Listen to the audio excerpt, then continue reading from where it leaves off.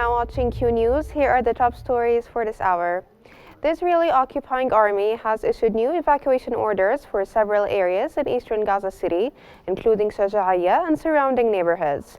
This follows earlier evacuation orders in northern Gaza affecting Beit Hanun, Jabalia, the Jabalia refugee camp, and Sheikh Zayed. The targeted areas suffer from severe shortages of water, basic services, and infrastructure, raising serious health and environmental concerns. Displaced families, particularly the elderly and the sick, are struggling to relocate amid ongoing movement restrictions. Meanwhile, Israeli airstrikes continue across the enclave, resulting in multiple casualties as the humanitarian crisis deepens.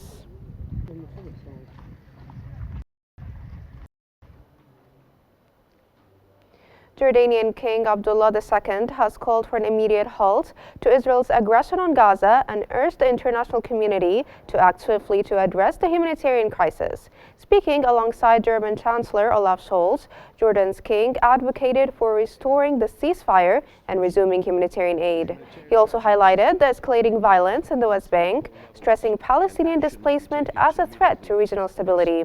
He reaffirmed that peace can only be achieved through a two-state solution. The way forward is through a political solution on the basis of the two-state solution.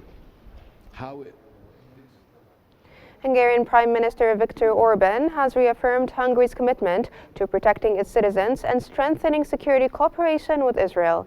That came in a joint press conference with his Israeli counterpart, Benjamin Netanyahu, where Orban announced Hungary's withdrawal from the International Criminal Court, calling it a political decision against a biased institution. Netanyahu praised Hungary's stance, calling for more countries to follow suit.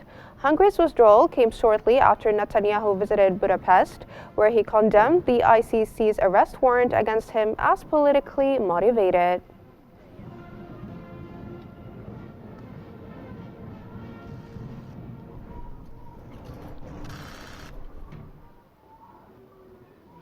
The Israeli occupation military has launched an airstrike targeting the scientific research building in Damascus and the Hama military airport in northern Syria. This escalation is part of Israel's ongoing airstrikes on Syria since the fall of Bashar al-Assad's regime, during which Israel has also occupied several areas in southern Syria.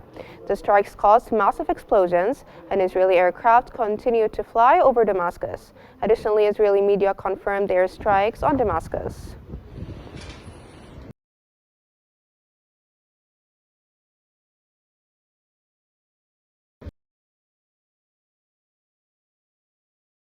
Continuing operations to protect Israel's security. Katz warned Syria of severe consequences if it allowed hostile forces to enter. Following Israeli airstrikes on Hama and Damascus, Katz stressed that Israel would not tolerate threats.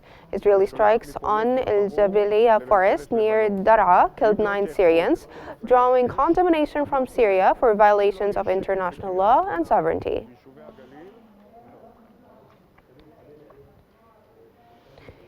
Syrian media has reported that the Israeli occupation military dropped leaflets over the village of Koya in western Daraa, warning residents about movements in the area. The leaflets stated that armed movement within the village and surrounding areas was prohibited. They also emphasized a ban on using the Wadi Sharia road leading to the Yarmouk Basin. The leaflets warned of consequences for those who did not comply, claiming it was for maintaining order.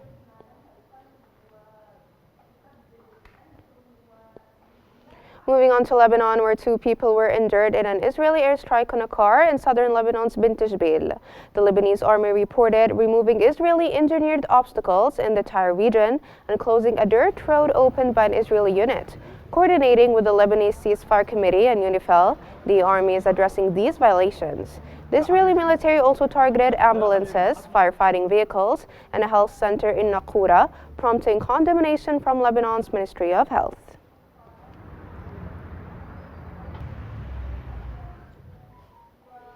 The Houthis have reported that the U.S. launched over 36 airstrikes on Yemen, targeting areas in Sana'a and other provinces, causing casualties.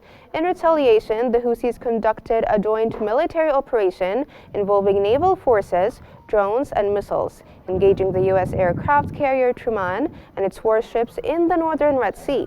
The Houthis claimed success and vowed to continue targeting U.S. military assets and Israeli targets until the aggression on Gaza ceases and the blockade is lifted.